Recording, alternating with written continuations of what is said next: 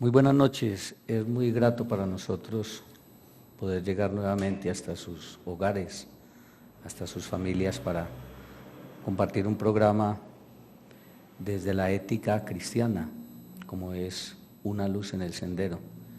Ya llevamos 9 años con este programa, llevando a través de nuestra reflexión una serie de valores que nos permiten a nosotros construir un mundo cada vez mejor. Hoy tenemos la alegría nuevamente de compartir con el doctor Nelson Tobón López, un consagrado investigador social, quien ha dedicado muchísimos años de su carrera profesional a la búsqueda de respuestas y soluciones para la compleja problemática del sufrimiento humano. Quienes solemos compartir en el día a día con las personas, las familias y las comunidades en general, entendemos que algunos de los principales motivos de tristeza, angustia, la misma depresión y ansiedad, y en general todo lo relativo con el dolor emocional o llamado aquellos dolores del alma en cada uno de los seres humanos, tiene que ver en su gran mayoría con lo que generalmente conocemos como pérdidas, desde el fracaso de una relación de pareja, llámese rompimiento, separación o el mismo divorcio, hasta el duelo por la muerte de un ser querido u otro tipo de duelos similares, de los muchos que debemos atravesar a lo largo del camino de nuestra existencia. Pero lo más importante de las investigaciones del doctor Tobón es que se ha llegado al encuentro de soluciones y respuestas, y que no basta con quedarnos simplemente en el diagnóstico, ni en el análisis de los motivos y en sus supuestas explicaciones del porqué de tanto dolor y sufrimiento. Lo que verdaderamente nos hace a nosotros trascender y nos lleva a encontrar como ese motivo por el cual el doctor Tobón nos quiere acompañar hoy para darle como ese verdadero sentido al sufrimiento y al dolor. Y es que se pueden ofrecer algunas salidas y nuevas oportunidades de sanar, de recuperarse, de poder seguir adelante con una alta calidad de vida, incluso aprendiendo positivamente y enriqueciendo nuestras vidas. Definitivamente no estamos los seres humanos condenados a vivir vidas mediocres, insatisfactorias ni disfuncionales. No tiene que ser nuestra cotidianidad una larga, insufrible y aparentemente interminable cadena de malestar, o de rabia, de dolor, de duelo, de amargura, de tristeza, de depresión, ni siquiera de ansiedad, porque ya tenemos las respuestas, ya conocemos las soluciones, y para enterarnos mejor acerca de cómo enriquecer nuestra calidad de vida, pues hemos invitado nuevamente a nuestro querido hermano Nelson, con quien queremos en esta noche pues compartir todos estos temas, y hemos querido llamar la temática de esta noche cómo prevenir y superar el estrés, la angustia y la misma ansiedad. Doctor Tobón, muy buenas noches.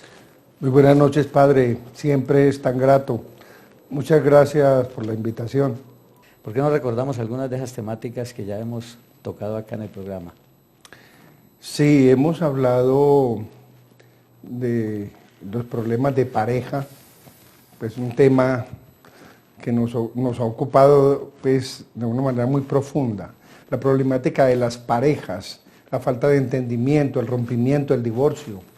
Esto es una de las causas de mayor dolor en los seres humanos. Hemos hablado también del duelo por la muerte de un ser querido. Hemos hecho 2 programas sobre eso. Uno en general sobre el duelo, ¿sí? O sea, la muerte de un ser querido en cualquier momento. Y hay uno muy especial que hicimos sobre cómo pasar la Navidad sin ellos, ¿sí? Cuando se acercan las fiestas navideñas donde todo es alegría para aquellas personas que están de duelo. seguimos trabajando arduamente en ese tema. Hemos hablado sobre la felicidad, la búsqueda de la felicidad, en contraposición a tanto dolor que ha sido tema de varios programas. Entonces hemos hablado de la búsqueda de la felicidad porque hemos encontrado respuestas, como usted lo exponía. Y el último programa, que lo hicimos como en marzo, hablábamos de el verdadero significado del dolor y el sufrimiento, aprendiendo a construir y mejorar nuestra calidad de vida a partir del dolor y el sufrimiento. O sea, creo que han sido temas pues de muy buena acogida y sobre todo que le han servido a la gente, que realmente ese es el motivo por el que estoy aquí. Usted es un hombre que permanentemente está en formación, está investigando, permanentemente está en contacto con las personas, porque doy fe de que son muchas las personas que lo buscan, parejas, personas que viven situaciones de dolor muy de tipo personal. Cada día se madura más, cada día se profundiza más en estos temas, en esa relación permanente con los seres humanos. Sí, es que es absolutamente indispensable. Primero, estar actualizados. Esto exige estudio, exige investigación. En segundo lugar, cada pareja o cada persona que va a la consulta nos enseña un nuevo enfoque del problema, porque cada persona es un mundo aparte. Entonces van las parejas con su problema, nunca es igual, el enfoque nunca es igual, la solución nunca es la misma. Entonces estamos aprendiendo permanentemente. Y esto redunda en beneficio de nuevas parejas o familias o personas individualmente que continúan atendiendo pues la consulta. Y sí, estamos dedicados pues a esta misión de vida tan grata, tan enriquecedora. Una manera de llegarle a muchas personas es a través de los libros. ¿Cómo va esa parte tan importante en su vida? A ver, desafortunadamente en Colombia hay poco respaldo y suele ser muy costoso editar libros. Pero pues siempre buscando la respuesta. Ahora estamos haciendo audiolibros y estamos haciendo página web. Hay una página web cuya dirección vamos a colocar aquí en la parte inferior, que se llama El Camino de la Felicidad. ¿Sí? Precisamente dándole hay libros gratuitos para bajar de ahí, canciones, presentaciones PowerPoint. Hay una cantidad de material que ponemos en la página que la gente lo puede aprovechar. Unos libros espectaculares. Educadores, padres de familia, para cualquier persona. Para cualquier persona que quiera trabajar con los demás. Yo siempre recomiendo, digo, mire, todo lo que hay en esta página, compártanla. ¿Sí? www.fundacionalborada.com. Y la página que abre se llama El Camino de la Felicidad. Llevamos en este momento 26 libros regalados ya, que se pueden bajar con un clic. Hay canciones, presentaciones, mucho material y cada semana estamos tratando de renovar. Son muchas las personas que llegan a esa página de diferentes lugares del mundo. Pues ya pasamos de 10.000 visitas. Esta mañana revisando iba en 10.440. O sea, en la última semana han llegado 440 visitas. Y después de este programa se va a disparar muchísimo más. Esto todo es gratuito y eso todo es hecho con mucho amor, con mucho deseo de servir. Fuera de programa ahora nos contaba, doctor Tobón, que usted ha culminado ya una nueva investigación relacionada con la calidad de vida en ese día a día. ¿Por qué no nos habla un poco sobre esta investigación? Sí, una de las cosas que más estimula en los procesos de investigación es que siempre cada respuesta trae una nueva pregunta. Entonces es muy apasionante. Cada vez que encontramos una de las respuestas que andábamos buscando, esto genera nuevas inquietudes. El tema que estamos tal vez concluyendo, yo lo he llamado City Stress. Es el estrés que nos produce la ciudad. O sea, vivir en la ciudad, nada más vivir en la ciudad, sin hacer nada. Nada más vivir en la ciudad nos estresa. Porque respiramos mucho humo, para empezar. Porque hay mucha gente. Entonces, no nos rinde el tiempo. Porque a medida que las ciudades crecen, crecen las distancias y crecen las filas que hay que hacer. Porque el tráfico se vuelve supremamente complejo. Entonces, conducir se ha convertido en una tarea muy estresante, ¿sí? Ese semáforo en rojo cuando uno va de afán porque necesita cumplir una cita es muy estresante.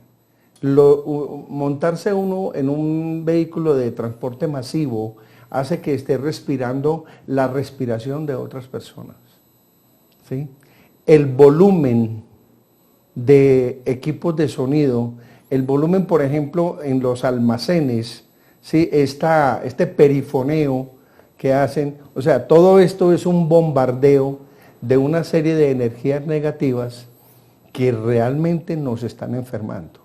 Mire que cuando la gente quiere pensionarse y retirarse, busca el campo, ¿sí? O un lugar apartado. Y en vacaciones nos vamos para una finca o para el mar, ¿no? O sea, queremos apartarnos. A nadie se le ocurre salir a pasear a una ciudad. A veces vamos de paseo, pero es que la ciudad estresa. Solamente vivir en la ciudad estresa. Normalmente las personas creamos como hábitos de vida y todos nos acostumbramos y nos familiarizamos con hacer las cosas como de una determinada manera, que ya se nos vuelve cómoda, se nos vuelve como conocida y manejable. Sí. El estar en una ciudad ya uno se adecua como a ese estilo de vida. Y entonces uno se acostumbra a cosas como la ruta para ir al trabajo o la ruta que uno toma para hacer determinada diligencia. ¿Y qué problema que se la cambien a uno? No, pero por favor, entonces resulta que cierran una calle porque tienen que hacer una reparación de alcantarillado, de acueducto, entonces hay que ir a dar la vuelta aquí en Pereira a las 2 o 3 cuadras. En las ciudades más grandes, media hora. 10, 12 cuadras para ir a hacer la misma vuelta, para pasar de aquí a allí. Entonces esto se vuelve estresante. Mire una anécdota. Cuando empezaron a construir las vías del megabús por la 30 de agosto, los buses que van para Cartago salían por ahí y los desviaron y empezaron a enviarlos por la Avenida Sur saliendo por Cuba. Todo el mundo puso el grito en el cielo. ¿Qué es esa vuelta que nos ponen a dar? No, esto está muy aburridor, esto mire cómo está de complicado, nosotros qué culpa tenemos. Bueno, después de un tiempo, cuando todo el mundo se acostumbró a que ya la ruta era por la Avenida Sur y saliendo por Cuba, en un trabajo que estuvieron haciendo en el puente, entonces enviaron los buses de Cartago otra vez por la 30 de agosto y otra vez se armó el escándalo. Ah, pero vea, otra vez por aquí. O sea, palo porque bogas, palo porque no bogas. Y es porque nos rompen las costumbres. Y ese rompimiento de una costumbre, algo que se nos ha vuelto un hábito de vida, es lo que nos genera más estrés. Estamos acostumbrados y no nos vamos acomodando. Entonces tenemos una vida ya programada. Nos cambia algo, y eso sucede mucho en la ciudad, entonces nos estresamos, nos ponemos histéricos, de mal genio, y violentos y groseros, ¿sí? Eso lo hace la ciudad, solo la ciudad. Dice usted entonces, doctor Don, que esa palabra yo no la conocía, city estrés. City estrés, no, sí, es el estrés de la ciudad, sí, es un término para esta investigación. Y se nos presenta nada más por el hecho de vivir en una ciudad. Yo me imagino que mientras más grande sea la ciudad, pues más grande va a ser ese nivel de estrés que nos tenemos que ver en peligro de afrontar permanentemente. Y las ciudades no se quedan ahí. Estas ciudades intermedias, por ejemplo, ya no son tan intermedias. Sí, o sea, el crecimiento de las ciudades ha ido paralelo al crecimiento de la problemática, ¿sí? Mire, los llamados trancones, pues que el término no es adecuado, pero nos acostumbramos a eso. El trancón o la congestión de tránsito es proporcional al tamaño de la ciudad. La ciudad más grande que tenemos en Colombia pues es Bogotá, donde permanentemente, a toda hora, hay congestión de tránsito. Ya la noticia no es la congestión de tránsito, sino el lugar donde está. Pero siempre, a toda hora, permanentemente. Una vez venía en Bogotá de visitar unos parientes un domingo a las 8 de la noche. Y había congestión de tránsito. O sea, pero un domingo a las 8 de la noche. Sí, claro, es que no hay pico y placa. Entonces todo el mundo saca el carro. Entonces las congestiones eran terribles. Como en la semana las distancias no permiten que la gente tenga tiempo para hacer compras, entonces las hacen los fines de semana. Entonces no hay descanso. Y ese es solamente uno de los elementos con que la ciudad nos estresa. Las filas para hacer cualquier diligencia, ya es casi cualquier día, en cualquiera de estas entidades, llámese bancos, cooperativas, donde debemos pagar servicios, las filas son enormes. Entonces eso hace que nos tensionemos, ¿sí? Y no hemos sido entrenados para eso. Y es muy difícil porque cuento experiencias. Hace unos años me movía como pez en el agua en Pereira. Ah, sí. Ahora va uno, en estos días me perdí en el barrio Cuba. Llega uno a Cuba, cambiaron, con el megabús cambiaron lo que uno tradicionalmente, sí, cuando uno iba a un determinado barrio, uno ya sabía por dónde se iba, a los 2.500 lotes. Ajá. Ahora cambiaron todas las rutas y se pierde uno, doctor. Y eso genera estrés. Debo ir a Medellín en estos días. Murió un pariente, entonces voy a ir a atender a la familia en duelo. Y me dijeron que si íbamos a ir conduciendo, íbamos a ir en particular. Le dije, no, yo ya no soy capaz de conducir en Medellín. Me pierdo totalmente. Las glorietas, los cruces, todo ha cambiado y la ciudad ha crecido mucho. Entonces, no, me prefiero librarme de esa angustia, de esa ansiedad y más bien voy en taxi. La implementación, doctor, del pico y placa, del día sin carro, buscan ayudar un poco, como diría yo, como aliviar y liberar y como tranquilizar, podríamos decir, como esas tensiones que suelen producir las congestiones de tránsito, que me parece que es una de las cosas que más produce estrés en estas ciudades. Sin embargo, esta situación a veces se torna estresante para quienes necesitan de pronto utilizar su vehículo para trabajar o de pronto para hacer alguna diligencia. ¿Le parece a usted que sí se está logrando algún resultado positivo con todas estas estrategias del gobierno? Pareciera que no, porque las personas que tienen vehículo y que en esos días donde les toque el pico y placa tienen que hacer diligencias, necesitan su vehículo, entonces esas personas se estresan, ¿sí? Entonces ese estrés, esa ansiedad, ese enojo parece compensar el beneficio que se intenta hacer descongestionando un poco las vías. Ahora, mire que hay personas o hay familias que tienen dos vehículos para poder salir en el otro al que no le toque pico y placa, ¿sí? O sea, esto ha venido creciendo tanto que pensemos positivamente, imaginémonos que no existiera el pico y placa. No cabríamos, o sea, ya no nos podríamos mover. Las fotografías de las congestiones en las grandes ciudades como Nueva York, con avenidas de 8 carriles totalmente llenas, donde los vehículos se mueven a 10 kilómetros por hora. Imagínense que no tuviéramos esa solución. Sin embargo, hay personas que la solución también las estresa, ¿sí? ¿A dónde vamos a llegar? Realmente no lo sé. Por eso estamos trabajando sobre ese tema. Y en ese mismo orden de ideas, pronto en las aceras uno descubre también cómo la gente se atropella, casi ni se puede caminar. Quienes van de afán como que no encuentran cómo pasar para alcanzar los objetivos o lo que se está buscando. Eso también crea mucho estrés en estos espacios. Exactamente, es que es ahí precisamente. La gente está de afán, y entonces esto la tensiona, y entonces le genera ansiedad, ¿correcto? Entonces trata de apresurar el paso y trata de llegar a tiempo, pero resulta que es que somos muchos, ¿sí? O sea, la ciudad está llena de mucha gente, entonces están los vendedores ambulantes, entonces están vallas publicitarias, las papeleras, las jardineras, ¿sí? Mire que es la ciudad, yo no me estoy refiriendo todavía a las personas en sí. La sola ciudad nos está generando una serie de obstáculos, entonces todo el mundo se tensiona. ¿Qué pasa? Que las personas se ponen agresivas, groseras. A veces las personas están a la defensiva, ¿sí? Todo el mundo quiere pasar adelante. Ya no se cede el paso amable y cordialmente. No, ya se trata de pasar, inclusive si por encima de los demás. ¿Ve? Entonces, ¿quién nos está haciendo eso? La ciudad, en su crecimiento.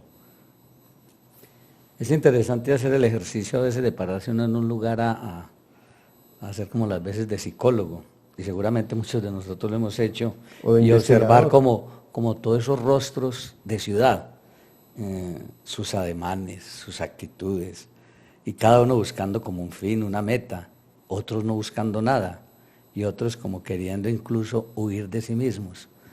Yo pienso que ese ejercicio lo hemos hecho muchos en muchas ocasiones, pararse uno en una esquina a ver los diferentes rostros de las personas, y ahí encuentra uno el citiestrés. Mire, con las mujeres, por ejemplo, la cartera, ¿sí? Aquí agarrada y apretada, tensión muscular, ¿no? Aquí mirando al lado y lado. Si uno siente que alguien se le acerca mucho, uno inmediatamente trata de mirar a ver qué está pasando aquí. O sea, hay una tensión acumulada, ¿sí? Entonces, esperar, por ejemplo, que el semáforo peatonal cambie a verde, esos segundos ahí se nos vuelven angustiosos. Yo lo he hecho, padre, en medio de estas investigaciones, y me paro a mirar a la gente, ¿sí? Y ese afán, esa ansiedad, esa tensión, ¿sí? Entonces empezamos a sumar la polución que no nos permite oxigenar bien el cerebro. No hablemos de los fumadores que están ahí en la calle, porque ya no pueden fumar en los sitios cerrados. Y la gente empujándose unos a otros, más el carro, el cambio del semáforo y la misma respiración de la gente respira ansiedad. Entonces uno sale al centro, hace su vuelta rápido y procura devolverse, ¿sí? Porque se tensiona. Hay muchos que no les gusta ir ni siquiera. Hay gente que no les gusta, y en las grandes ciudades no. Por eso los centros comerciales, que siempre son en las afueras, ¿ve? Entonces, buscando descongestionar el centro de la ciudad, que normalmente es donde están algunas oficinas importantes, entonces hay que ir al centro, pero el centro de las ciudades se ha vuelto agobiante. ¿En qué otros aspectos y en qué otros escenarios de pronto estresantes y angustiosos nos puede llevar la vida de las ciudades, doctor? Esta parte es muy importante, padre. Vea, en todos los lugares, usted lo ve en los almacenes, en las oficinas, en la calle, en el vehículo, en la casa, en nuestra habitación. El efecto del electromagnetismo, las luces, el aire acondicionado, los equipos de sonido, además a todo volumen, ¿sí? Los mismos semáforos, o sea, la energía que irradia, llamémosla la radiación, que irradian los aparatos electrónicos o eléctricos. Todo el mundo ya tiene celular, mucha gente tiene más de uno. ¿Qué hacemos con el celular por la noche? ¿En el nochero o debajo de la almohada? Lo he verificado, lo he constatado hablando con la gente. Mire, el llavero que tiene las llaves del carro ya tiene control. Y la gente hace que el control sea desde media cuadra, desde lejos. Aunque tenemos que llegar hasta el carro, pero desde media cuadra empezamos el control remoto, ¿sí? Ahora, una gran cantidad de aparatos para facilitarnos la vida que tienen control remoto. Entonces ya tenemos 3 o 4 controles, el del DVD, ¿sí? el del computador, el del televisor. Ahora, todos en este momento estamos rodeados de computadores y muchos lo tienen en el bolsillo. Entonces se llama un BlackBerry, un iPod, un MP4, ¿sí? O sea, todos estos aparatos. Pero nadie nos ha hablado, nadie nos ha explicado el daño que estos aparatos nos están haciendo. La carga del electromagnetismo, ¿sí?, que nos sobrecarga y genera tensión y genera ansiedad. De eso no nos han hablado. Y hay descubrimientos muy interesantes respecto a ese espectro electromagnético, ¿sí? Vivir rodeados de aparatos electrónicos. Y sobre todo en la noche, doctor. Yo he escuchado a una persona que maneja estas temáticas, Ajá. que a veces dentro de la misma pieza, la habitación, uno dejar aparatos cargando durante la noche dentro de la habitación donde descansamos. Eso va creando como unos rayos ultravioletas e infrarrojos que van teniendo como ese efecto en la noche y que no nos dejan descansar bien. Pero, padre, vea, aparentemente todos sabemos que no debe haber televisión dentro de la habitación, dentro del dormitorio. Pero vaya, asómese, ¿sí? Es que es como tan cómodo, ¿no? Recostado ahí, además se programa el televisor para que se apague dentro de 1 o 2 horas, ya uno se queda dormido y el televisor se apaga solo, ¿cierto? Pero el control remoto está ahí sobre la cama o aquí en el nochero, ¿ve? Pero lo sabemos, la gente sabe, yo les pregunto y todo el mundo sabe que no debemos tener el televisor dentro de la habitación. Yo hace muchos años lo eliminé, ¿sí? Ahora, que eso me ayudó a eliminar un dolorcito de cabeza que yo tenía permanente. Ayudó de alguna manera porque no me volvió a doler la cabeza. Estos teléfonos móviles, hablar demasiado con No, ellos. los teléfonos celulares, por favor. Ahora los mantienen ya con el audífono de una vez acá, todo eso. Ahora, por Dios, yo no estoy en contra del progreso, no, sino en dosificarlo y en aprender a manejar eso, porque lo que nos interesa, padre, y ese es el motivo por el que estoy aquí, es ofrecer respuestas y soluciones a la problemática. Como decía usted al comienzo, no quedarnos nada más en el diagnóstico. Y todo es tecnología ahora se da uno cuenta, por ejemplo, estos teatros caseros. Sí. La contaminación que hay allí en ver una película, ver la televisión, que se vuelve pues una contaminación que eso va como acumulando.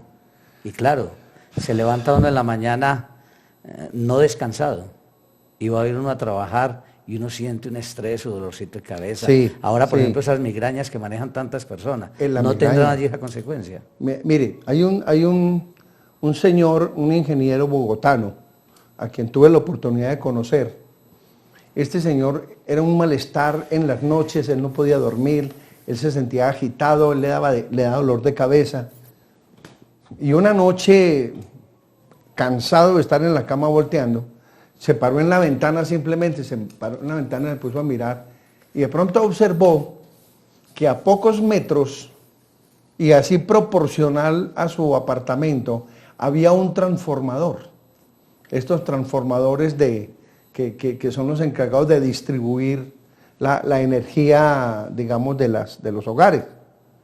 Y él empezó a pensar, la irradiación o la radiación de ese transformador quedaba muy cerca de donde estaba su cama. Él dijo, algo tiene que haber. Entonces, al día siguiente, cambió el lugar de su habitación y lo llevó a otro extremo de su apartamento. Una semana después, dormía perfectamente, se le quitaron todos los malestares, ¿sí? Entonces, siguió investigando. Tuve la oportunidad de asistir a una conferencia con él, donde él habla del daño tan grande, él lo llama la contaminación invisible, el daño que nos están haciendo todos esos aparatos. Ahora, ¿qué hacer para prevenirnos? Porque no es que no tengamos una televisión, no es que no tengamos un equipo de sonido, pero hay cosas que hay que hacer para evitar que el problema sea tan grave. Estamos con el doctor Nelson Tobón López en este tema tan interesante de cómo prevenir y superar el estrés, la angustia y la ansiedad en nuestras ciudades. Ya regresamos. Hay una película muy interesante, doctor, que usted en su investigación también pues colocó como referente. Y esa película, Un día de furia. Esta película muestra cómo por el hecho de vivir en una ciudad nos podemos volver violentos. ¿Es necesariamente la única forma como se puede reaccionar frente a este tipo de estrés, la violencia? No, hay gente que reacciona con depresión. O sea, hay personas que reaccionan atacando y otras personas reaccionan huyendo, ¿sí? Que son como las dos respuestas básicas ante un estímulo amenazante. Esta película, si las personas lo recuerdan, una película protagonizada por Michael Douglas. Él enloquece totalmente, está en una congestión de tráfico, ¿no? Precisamente, y entonces llega a tanto el calor, todo se le junta, y entonces él sale y se va a pie y empieza a encontrarse con personas, intentan atracarlo, y entonces él responde con violencia, tiene acceso a unas armas. Esa película que la hemos visto en la televisión varias veces, o sea, muestra claramente ese fenómeno, ¿sí? Y entonces, mire, por ejemplo, ¿de qué se trata? Tenemos estrés laboral debido a las responsabilidades que tenemos en el trabajo. Y aparte de eso hemos estado rodeados de computadores, la impresora, todos estos aparatos. Y vamos conduciendo, se nos pone el semáforo en rojo, vamos de afán, ya estamos tensionados y se nos para al lado una camioneta con unos parlantes gigantescos y una supuestamente música a todo volumen, haciendo un estruendo pavoroso, ¿sí? Entonces, esta persona que está aquí, o sea, además de toda la problemática que ya tiene, este ruido lo puede hacer explotar. Puede ser con violencia o puede ser, por ejemplo, le puede dar un infarto debido a una ira contenida. Le puede dar un derrame cerebral. Entonces lo van a llevar al hospital o a la clínica y la causa de la muerte es aneurisma cerebral. No, la causa de la muerte es city estrés. Es el estrés que la ciudad le fue acumulando, le fue acumulando, le fue acumulando. Lo demás es una consecuencia y fue, digamos, el detonante. Pero es todo ese problema que fue tensionando y la falta de oxigenación del cerebro que ya mencionábamos. Eso es lo que nos está matando. Pero es muy complicado esas relaciones interpersonales. Yo paro en un semáforo y enfrente está la camioneta pues con sus equipos. ¿Qué hacer en esa situación? Si tú te bajas, te puedes ganar un problema muy grave ahí. Exactamente. Sí, nada más imaginemos. Por favor, ¿podría bajarle? Como le ocurre, yo tengo mi vehículo y con mi vehículo hago lo que me dé la gana, ¿sí? Y si usted se enoja, pues tiene un problema. ¿Ve? Eso sucede en la ciudad, eso no sucede en el campo, por ejemplo. Por eso forma parte de la problemática del city estrés, ¿sí? O sea, estrés simplemente como título, pero ansiedad, angustia, depresión y enojo derivado de esa misma situación tensionante. Aparecen también lo que son los fracasos amorosos, la muerte de un ser querido, la muerte del cónyuge, que también son eventos que estresan, porque cuando se cambia totalmente el nivel de vida y la rutina que uno tenía, porque no es solamente que la persona se vaya, sino que cuando esa persona ya no está, se cambian una cantidad de situaciones que también crean estrés, doctor. Sí, es que mire, el city estrés es simplemente una de las variables. O sea, para sumarle a, como mencionábamos al comienzo, los problemas de pareja, la muerte de un ser querido y otros eventos de la cotidianidad, ya de por sí nos estresan. Pero independiente de la vivencia o de la experiencia que estamos atravesando, solo vivir en la ciudad pone su cuota de estrés y de ansiedad. Se han hecho estudios muy profundos, muy serios, sobre las principales causas de angustia, ansiedad, tristeza, depresión y estrés en las personas. Y la número uno, la primera siempre ha sido el rompimiento de una relación de pareja. llámese separación, llámese divorcio, la pareja de novios que ha deshecho su relación. Esa aparece como la primera causa de estrés en todas las escalas de medición. Hay unas escalas supremamente importantes que investigadores de hace muchos años han venido estudiando. El segundo motivo normalmente es la muerte del cónyuge o la muerte de un ser querido en tercer lugar. Siempre está relacionado con nuestro compartir con otras personas.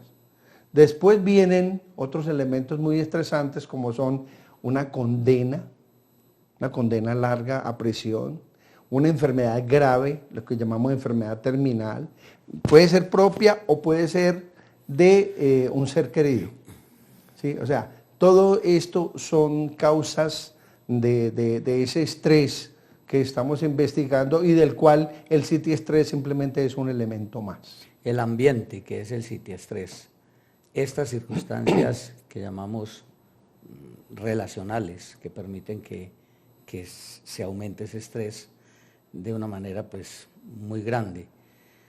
Uno se pone a ver de pronto en otros seres vivos, como las hormigas, como las abejas, que ellas viven en grupos y en grupos muy grandes. Yo nunca he visto una hormiga estresada o una abeja pues por ahí con un problema de depresión. ¿Por qué en los seres humanos sucede esto? Porque nosotros solemos romper las rutinas con mucha frecuencia y eso no sucede en estas especies menores. O sea, ellos traen una programación que la respetan a toda costa, ¿cierto? Y ya tienen esa programación y no la alteran por nada. Entonces cumplen con sus rutinas y cumplen con sus hábitos de vida, donde las prioridades son aparearse y conseguir comida. Si nosotros tuviéramos vidas tan sencillas, indudablemente sería mucho más, perdón por la redundancia, sería mucho más sencillo vivir. Pero es que nosotros, aparte de el alimento y aparte de la pareja, queremos también ropa y ojalá de marca, vehículo cada año renovarlo, ¿sí? Una casa en clima frío y otra en clima cálido. Queremos aparentar, queremos joyas, cosas de marca, lo que se llaman los símbolos de la felicidad. Mucha gente cree que eso hace la felicidad. Esos son unos símbolos, realmente eso no nos hace felices. En el fondo lo que se busca es una buena convivencia, doctor Nelson, de todo eso que usted nos viene presentando ahí. Y ahora vamos a ver unas posibles soluciones que yo creo que hay que no solamente hablar del problema, sino buscar como unos elementos que les demos a ellos. Pero antes de hablar de esos elementos, a mí me parece bien interesante lo de la conciencia ciudadana. ¿Por qué cuando uno lleva una vida campesina, una vida de pueblo, hay más tranquilidad y cuando se llega a la ciudad ya no hay como esa conciencia de saber convivir con el otro? Padre, porque no nos han enseñado a conjugar los dos verbos más importantes para poder vivir. Y esos verbos son compartir y convivir. Los ejemplos que nos ponen creo que es tercero de primaria, cuando nos enseñan a conjugar los verbos. Verbos terminados en ar, ir. Con comer, amar y dormir. Y yo insisto, ¿por qué no nos enseñan a compartir, a convivir, a dialogar, a perdonar? ¿Por qué no nos enseñan a perder? Porque queremos aprender a ganar, pero sin aprender a perder. ¿Ve? Entonces, no tenemos realmente, no nos están educando. Es una queja permanente mía, padre. Ahora nos dimos cuenta en las contiendas políticas. Por favor. Qué tragedia. Bueno. No nos enseñaron. No, es que es absolutamente terrible. O sea, yo nunca pierdo, los demás me hacen el mal, ¿no? Nunca yo me equivoqué, no, los equivocados son los demás.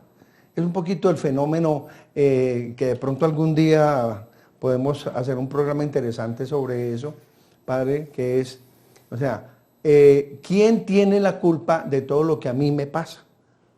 Porque yo no tengo la culpa, ese es el síndrome de yo no tengo la culpa, alguien me lo hace a mí, yo no lo hago, alguien me hace el mal.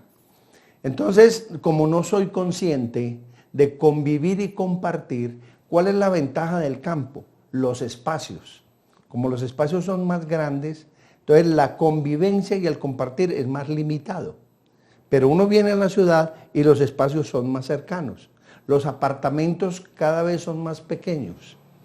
Ya aquellas casas de nuestros abuelos, de 6 y 7 habitaciones, con 2 o 3 patios, ¿no? Y cada habitación le cabían 3 o 4 camas. Eso ya no se ve. ¿Ve? Ahora cada día los espacios son más pequeños. Entonces tenemos que compartir en las escalas de los edificios donde vivimos como en colmenas. Entonces ese es uno de los mayores problemas. Ya no cabemos junto a las demás personas. Y esto nos está creando tensión porque no nos han enseñado, repito, a convivir y a compartir. Algunos consejos muy puntuales para manejar el estrés en este tipo de ciudades. Las estaremos viendo después de este corte comercial. Doctor Nelson, el modelo de ciudad como lo concebimos hoy sí llena las expectativas para que un ser humano sea plenamente feliz. Yo creo que no.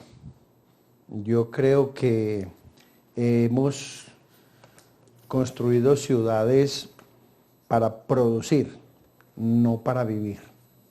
Yo creo que las ciudades a nuestro alrededor están creadas para trabajar, pero no para una convivencia en paz. No cabemos, los espacios son muy limitados. Eso ha obligado pues a lo del pico y placa, el día sin carro para limpiar un poquito la atmósfera. O sea, el diseño de la ciudad en este momento no es definitivamente un escenario que nos permita vivir en paz y en armonía. En esa investigación que usted ha hecho, habla de unos consejos puntuales, como unos tips, como unas recomendaciones o unos guías que pueden permitir que nos veamos como menos afectados, como para salir adelante ante estos problemas y de alguna manera como empezar a sanarnos un poco de esa crisis del estrés. Uno de ellos es la vida espiritual. ¿Por qué habla usted de ese tema? Sí, absolutamente, tener vida espiritual y cultivar la espiritualidad, ¿sí? Esto es muy sanador, es muy fortalecedor. Hay personas que cuando no tienen más dónde acudir, acuden a la espiritualidad y encuentran allí un apoyo. Pero tiene que ser una sana espiritualidad debidamente cultivada, ¿sí? O sea, tener una fe segura, una fe cierta, ¿sí? Que no necesariamente lleva a una religiosidad fanática. No, pero es tener vida espiritual, o sea, tener algo adentro y confiar en ese algo que tenemos adentro. Ese es un elemento supremamente útil, muy fortalecedor y muy sanador. Mire que el proceso del perdón que mencionaba ahora, que es una de las cosas que no nos han enseñado, el proceso del perdón está directamente relacionado con tener vida interior. Un segundo elemento del que usted habla es el deporte, pero yo diría como ejercicio no competitivo, o en toda dimensión. No, pues si uno lo puede hacer competitivo, pues está bien, magnífico. Pero los que ya tenemos un poco de más edad y ya hemos dejado de competir, hacer ejercicio recreacional, ¿no? O recreativo. Pero hacerlo, y lo más importante, ya, todos lo sabemos, pero es que hacerlo es la parte difícil, ¿no? Entonces, por ejemplo, no es salir a trotar por acá 15 días, no, hacer ejercicio con regularidad. Puede ser, bueno, si no hay más, entonces vamos al gimnasio, pues, ¿ve? Pero eso oxigena y elimina mucho estrés, muchas tensiones se eliminan a través del ejercicio. O sea, uno está sudando y está eliminando toxinas y malas energías. Un tercer elemento es la alimentación adecuada. Que también lo sabemos, que no debemos comer lo que llaman comida chatarra permanentemente, ¿sí? Que por ejemplo las carnes rojas son de difícil digestión, ¿no? Que debemos consumir fibra porque eso nos ayuda a un proceso saludable de nuestro organismo. Entonces, comer sanamente, no se trata únicamente de, como yo suelo decir, comer paisaje. No, pero sí hay que ayudarse con la fruta, con la verdura, o sea, comer sanamente. Ese problema de obesidad tan grave que hay en Estados Unidos en este momento es debido a las hamburguesas y a las papitas fritas. Un cuarto consejo es el encuentro con la naturaleza. El encuentro con la naturaleza, que es una tendencia humana, ¿sí? Nos encanta ir al campo. Entonces, yo recomiendo de manera puntual, una vez a la semana, por lo menos una vez a la semana, uno poder caminar descalzo sobre la grama o sobre la tierra, porque esto hace que uno descargue la energía electromagnética con que lo sobrecargan los aparatos electrónicos, es uno pararse sobre la tierra o caminar sobre la grama. Si uno puede una vez a la semana ir al campo, descálcese y camine sobre grama. Una vez a la semana o por lo menos cada 2 semanas, un arroyuelo, meter los pies en agua corriente, ¿sí? Si hay un lago, bueno, un río, o simplemente un arroyuelo, una quebradita, y meter los pies ahí. Eso relaja mucho, eso saca malas energías. Y en el mismo orden de ideas, ir al mar, yo digo, bueno, por lo menos una vez al año, pues, ¿sí? O sea, si no es fácil, no es muy económico ir, pero si uno puede ir por lo menos una vez al año, ir al mar. Y meterse en el agua, no quedarse en la playa tomando whisky, no, meterse en el agua y estar con el agua bastante rato, ¿sí? Los 2 o 3 días que uno va a un paseo. El agua de mar nos saca muchas toxinas y muchas malas energías. Un quinto consejo que usted propone en la investigación es la meditación y la relajación. Porque los occidentales tenemos como tantas prevenciones con estas prácticas y a veces las descalificamos tanto? Porque lamentablemente llegaron a nosotros como una respuesta espiritual a través de la nueva era y entonces hubo mucha reserva y hubo bloqueos. En lugar de aceptarlo como una filosofía interesante y enriquecedora, muchas personas la aceptaron o la tomaron como un reemplazo de nuestra espiritualidad y a veces como una religión. Entonces, una cantidad de cosas buenas que están dentro de esas filosofías orientales, como es la meditación, nosotros lo llamamos el silenciamiento y es poner la mente en blanco. Aprender, vea, en internet, simplemente entrar y en Google, o sea, aprender a meditar. Y hay una cantidad de cartillas sencillísimas, gratuitas, para aprender a colocar la mente o el cerebro en ondas alfa para relajarnos y descansar. Esto es absolutamente maravilloso. Esto nos ayuda muchísimo. Podemos aprender sin temor, no tenemos que volvernos monjes budistas, ¿no? 10 minutos por la mañana, 10 minutos por la tarde. A medida que le vamos cogiendo gusto, podemos subir a 15, 20 minutos.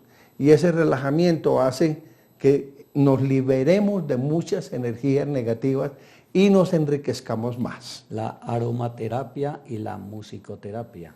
Que son parte del mismo aprendizaje de estas terapias orientales, ¿sí? La musicoterapia nos ayuda a compensar ese ruido extraño que algunos jóvenes llaman música, ¿no? Entonces, la música, mire que se ha reconocido que la música de Mozart estimula el desarrollo de la inteligencia en los niños.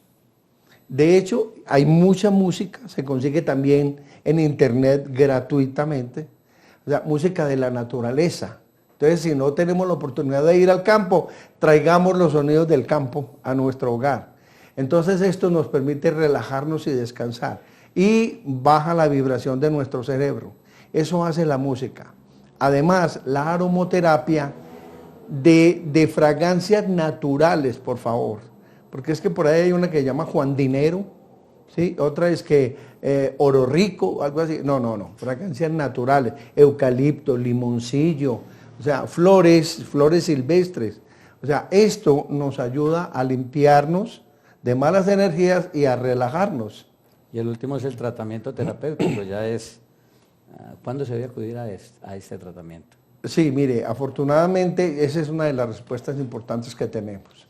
Mire que en los últimos años, hace solamente 10 años llegó a nosotros los estudios de la inteligencia emocional.